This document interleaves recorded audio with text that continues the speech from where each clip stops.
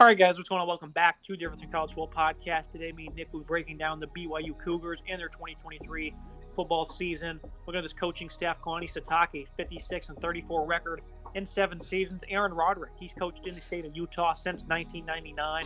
He's been with BYU since 2017. And former Weber State head coach Jay Hill, who was there for 9 years, he'll be taking over as the defensive play caller. All three of these guys coached at Utah from 2005 to 2013. Roderick, he was there as an OC and a DC. He went to Rick's Junior College. All three of them went there, not at the same time. But there's plenty of familiarity with this coaching staff, Nick. They've all known each other for a very long time. Looking at this offense, obviously Jaron Hall departs, a handful of counterparts as well. This unit returns 4 starters. You look at the transfer portal, they lost 7 guys. They added 10. The biggest losses are going to be the Barrington brothers up front. They're headed to Baylor. But most of these adds are going to be, immediate assets for this football team. You look at quarterback Keaton Slovis. This is a guy that hasn't exactly progressed during his career. Former star at USC, I would say, at least in his freshman season. This is a player that's shown great touch, accuracy, and vision. Not always consistent in those areas, and his arm strength is not great, but it certainly has improved. He can rip it outside. This guy's 6'3", 215, some good size.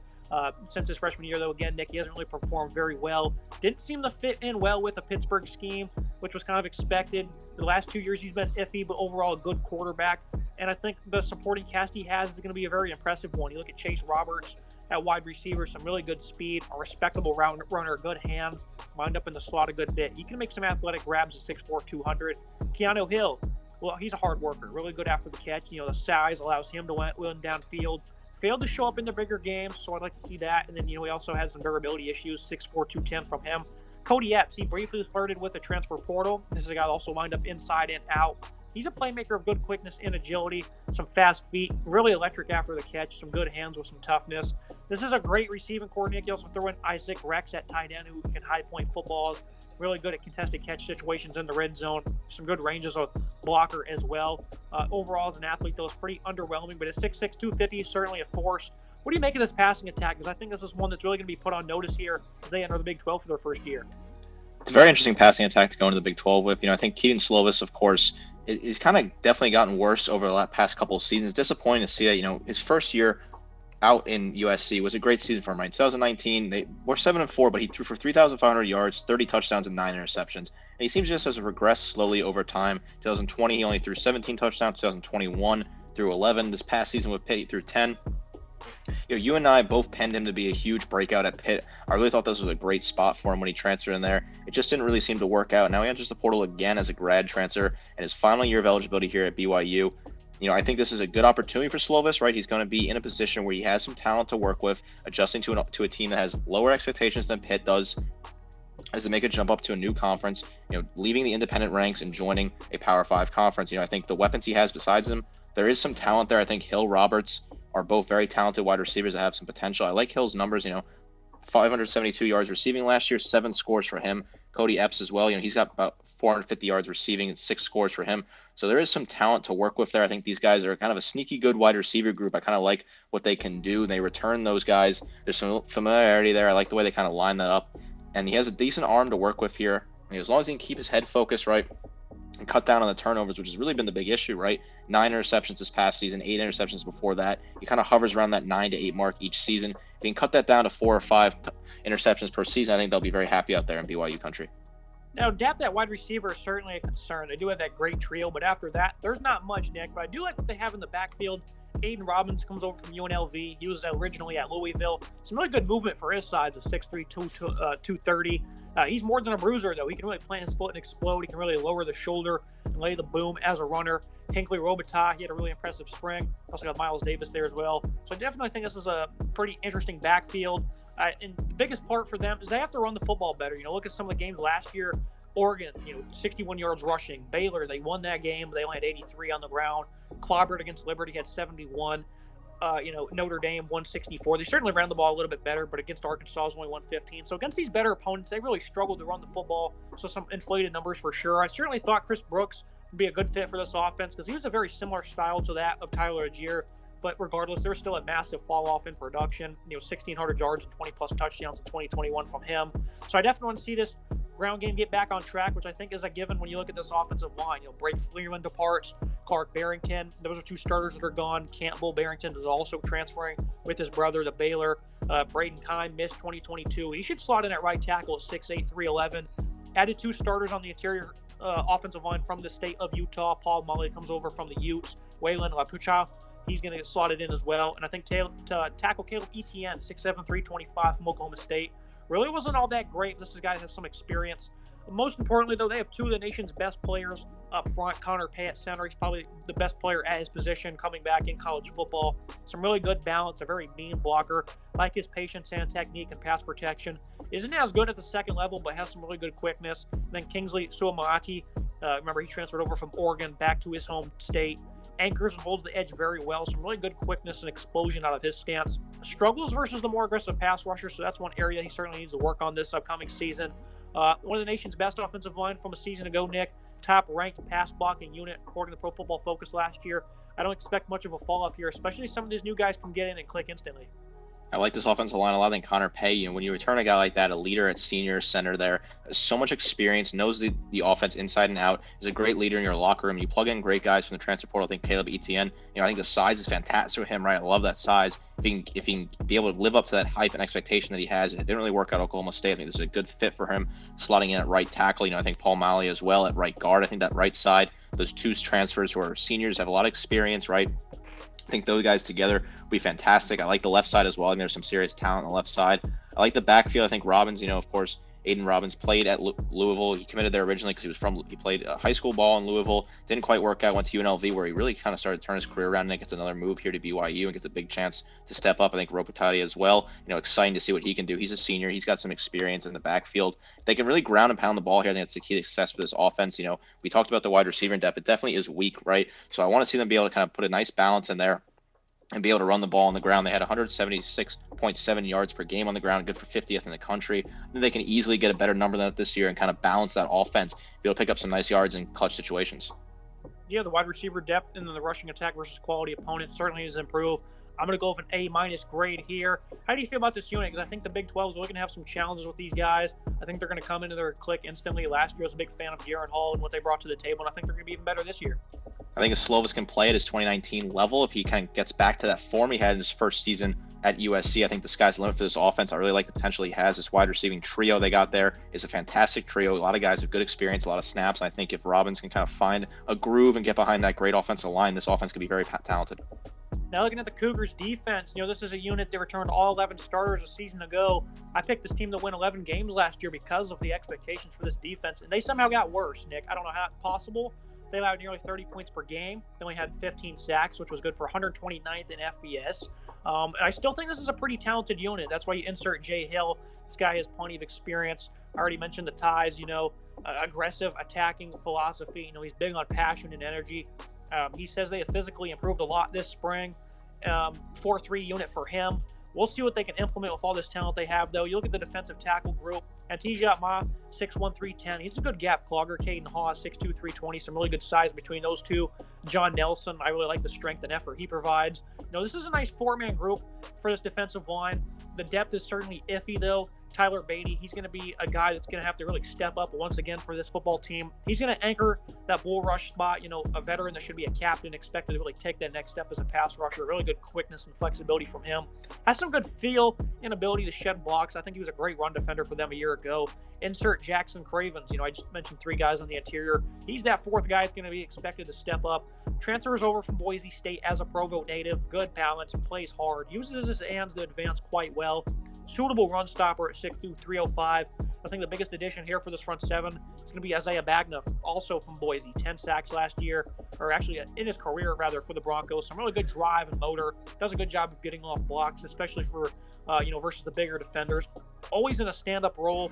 He rarely played with his hand in the dirt. He moves very well with a wide stance, tracks well. He's been a very good tackler in his career. I talked to him a couple weeks ago, and he does expect to be in a bit of a versatile role this year. So you look at this defensive line, Nick, they have a lot of improvements to do. 98th against the run last year. And again, they were one of the worst pass rushes in the country. So what do you make of this defensive line that has talent, but Jay Hill really needs to get these guys to click early and often, especially in this Big 12 where there's a lot of high-flying offenses, especially on the ground? They return some talent on the defensive line. They bring in some talent. This defensive line was disappointing last year, really did not live with the expectations that we really hoped for them. I think Tyler Beatty is a fantastic player. I'm really glad to see him return. I think he's in a good spot right now. He had 52 total tackles last year, 7 tackles for loss, plus 2 sacks. I like the kind of position he finds himself in. Solid player. I think when you look at the bringing in the transfers, there's a lot to work there with Cravens. I think he's a very talented player coming in. I think that's a good pickup from the portal there. I look at some other guys that step up. John Nelson, he had limited experience. He had 28 tackles, 6 tackles for loss, 3 sacks last year. He could potentially be a starter there at defensive tackle. They're going to have to have some rotation here. They got some pieces they can move around. I like the talent they have on this defensive line. I think there is some guys who have a lot to prove, though, right? This defensive line did not live up to expectations last year. These guys have to come out and be, the home wreckers and get after the quarterback that this team's going to need. You look at linebacker, I think this is another bright spot for this football team. They just haven't really shown it. Max Tooley, fifth-year player, has some great IQ and coverage. He played in 7 games a year ago, had 57 stops, 3 picks, 2 of them he housed for touchdowns. A.J. Von Pachon, he comes over from Utah State. He was a volume tackler, had 100-plus of those last year, got into the backfield very often also. Utah State, they lost a lot of transfers. That's a rival of BYU. He heads over here to play for the Cougars. Then Brian Bywater, the leading tackler from a year ago, he was also really good in coverage. Been very sound as a tackler, very consistent over his career, 6'3", 230. Really like what they have here at linebacker. But once again, Nick, they kind of disappointed last year. What's the expectations here? Because this is a nice trio of linebackers for the Cougars. Yeah, right. You bring back Bywater, who had 98 total tackles last year, leading the team by over 30 total tackles, 4 tackles for loss and a sack, plus 3 interceptions for him. He's a very versatile linebacker and can do a whole lot of things. Max Tooley, another guy that, 3 interceptions, a couple of pass breakups. He can be really good in that kind of role. He had 2 sacks, a sack, and a tackle for loss, plus the 57 total tackles, right? So there is some talent in this linebacking core. I like what they return. These guys are getting more experience. They're both sort of leaders on this team, especially Tooley, senior, very large leadership role there. I like this linebacking core. I think there are some solid guys. The depth pieces aren't bad either. Some true freshmen as well to watch in that depth that could potentially get involved early on, maybe here at BYU. I like this linebacking core, and this front seven is not bad. I think there's a lot of potential there, but they're gonna have to show it to me on the field. They're gonna have to prove they're able to keep up with some of these teams in the Big Ten and the Big 12. I feel the exact same way about their secondary. Last year, I thought this was going to be a heavily improved unit for them. They had some really nice young talent I thought was really going to step into their own last year, and the numbers were the exact same compared to 2021 of just less ball production. It was just very shocking to see. I remember that Arkansas game. They were getting absolutely throttled by KJ Jefferson at home. Gave up 367 and 5 touchdowns. Gave up a 78% completion rate the week earlier against Notre Dame. And then they allowed an 82% comp rate against Liberty. This is a team that just got absolutely throttled in the secondary, Nick. In the losses, they allowed us, an average of 75% completion rate in those games, which was 5 of them. So that's certainly not great. Micah Harper, this is a guy at safety, showcased some good leadership. He's a hard hitter with some nice versatility. He can line up in the box to stuff the run, can play in the slot. Certainly like his abilities. Malik Moore, the other safety. He's been a great tackler. Only played in 4 games a year ago. That certainly wasn't helpful. Jacob Robinson at corner. He's been solid in coverage. Both of those guys, him and Moore, really looking to take that next step in the back end. I think the biggest key here is Eddie Heckard. He's been a great slot cornerback with lots of experience at Weber State. Again, Jay Hill in that connection. He follows his former head coach over to be a part of this defense. I think that's highly beneficial for implementing this new scheme in terms of leadership as well and playmaking. I think Eddie Heckard, this is going to be a guy that a lot of people probably won't hear a lot about until the season starts, but I think he's a big key for this entire football team. There's a lot of talent here that can potentially work with. Jacob Robinson is a solid piece. I like to see him returning. He had a decent season last year, 51 total tackles, 5 pass breakups for him. Micah Harper, of course, the team's second leading tackler with 62 total tackles, 3 pass breakups for him, 2.5 tackles for loss. I like the leadership he brings. I think he's a talented player. Like I said, him and Robinson together have experience. Malik Moore's a guy you're looking at, red shirts. He hasn't played much as a redshirt senior, but he could potentially be involved, finally get his big break here at free safety. I like him a lot. And then Eddie Heckard, of course, coming over from Weber State, like you were saying. I think that's a perfect connection there with your former head coach. I like that a lot for Heckard. I think these 4 guys there, Robinson, Harper, Moore, and Heckard are definitely 4 guys to watch in the Big 12 in terms of a secondary group. I think these guys are all underrated. There's a lot of talent. I like all 4 of these guys to kind of break out and have a good season. The biggest thing that needs to improve is better effort up front and some positioning from the entire front 7 and even the secondary. That's one thing they really need to improve on. C+ for me. I think the ceiling is certainly a B because I really like some of the talent they have here. What are your thoughts on this defense overall? Because I was very high on them last year, and I don't want to jump the gun on them here this year because I was just incredibly disappointed the season ago. So I'm going to be fair and just give them a C+. I think that is a very adequate grade for this football team on this side of the ball. So I'm gonna go closer to a B. I think there is, there is a reason to be cautiously optimistic, right? I think there is some serious talent. I like the secondary a lot. I think they're gonna be solid in the pass defense this year. I think the running defense has to be worked on, right? They were 98th in the country last year, 172.6 yards per game given up. I need to see those guys in the front seven step up. I'm looking at Beatty especially. I need to see him step up and get after the quarterback and be able to make backfield tackles a lot. I think John Nelson's a guy you got to see a lot of this year. So I'm going to go with a B here, but I think there's a lot of reasons to be optimistic, but you should also be careful of this BYU team since they disappointed greatly last year on defense. I got the schedule preview and prediction. The offense has a great trio of pass catchers for a veteran quarterback to work with. The running back group was a good rotation led by Aiden Robbins. The offensive line should still be sturdy. Numbers-wise, they should be just as good as they were a season ago. The defense should certainly see improvements under Jay Hill with some good ads mixed in with some impressive veteran returnees. Secondary has potential, as does the run defense, but monumental improvements are hard to expect. But they will be better, I think. They will certainly be better than 6-6, on paper. But they struggled on the road significantly last year. They weren't great versus good opponents like I thought they would be. A year to adjust to this new conference with good, tough teams leads to a more modest prediction. I think 9 wins is certainly on the table, especially with this offense. I'm going to go with 6. I think they're going to stumble at Arkansas and at Kansas, 2 tough September matchups between the teams that faced off in the Liberty Bowl.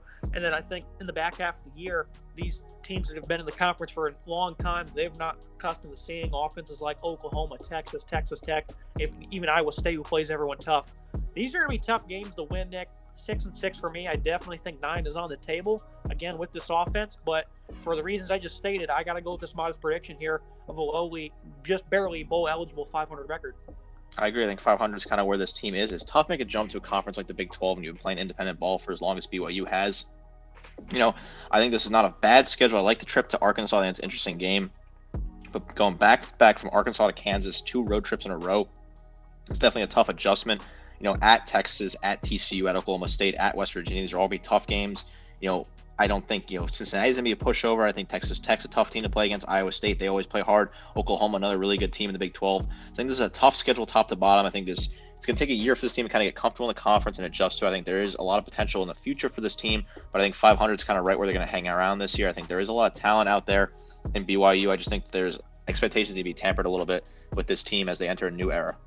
Yeah, great analysis there. I think this is a very interesting football team to watch. I'll have a lot of fun, watching this offense compete on a weekend basis, especially in this new conference. That's going to be it for today's episode. As always, Nick, I appreciate you joining me. Absolutely. I'm looking forward to seeing this team join a new conference to get back to playing some good football. Make sure you guys like, comment, subscribe. See you next time.